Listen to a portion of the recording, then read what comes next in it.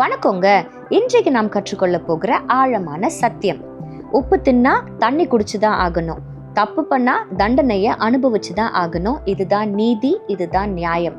இந்த நீதி நியாயம் அப்படின்னு கேட்ட உடனே நீதிமன்றத்துல இருக்கிற நீதி தேவதை தான் உங்களுக்கு ஞாபகம் வருவாங்க. அவங்க கரத்துல இருக்கிற தராசு தான் அந்த ஈக்குவாலிட்டியை ஷோ பண்ணுகிறது.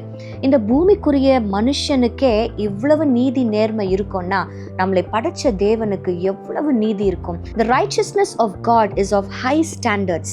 அந்த ஹை ஸ்டாண்டர்டுக்கு நாமும் உயர்த்தப்படணும்ட்டு தான் கர்த்தர் எதிர்பார்க்கிறார். ஆனா மனுஷனுடைய நீதி தேவனுடைய நீதிக்கு கொஞ்சம் கூட இணையாகாது.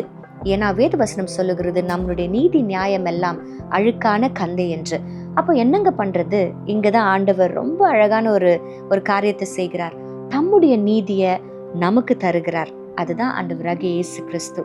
இயேசு கிறிஸ்துவை நாம் விசுவாசிக்கும் பொழுது நாம் நீதிமானாக்கப்படுகிறோம். நம்முடைய ஸ்டாண்டர்ட்ஸும் இன்க்ரீஸ் ஆகும். தேவனுடைய பார்வையில we will be justified. இயேசு கிறிஸ்து மூலமாக மாத்திரம்தான் நாம் நீதிமானாக்கப்பட முடியும். இன்றைக்கு அந்த இயேசு கிறிஸ்துவை நீங்க ஏற்றுக்கொள்வீங்களா?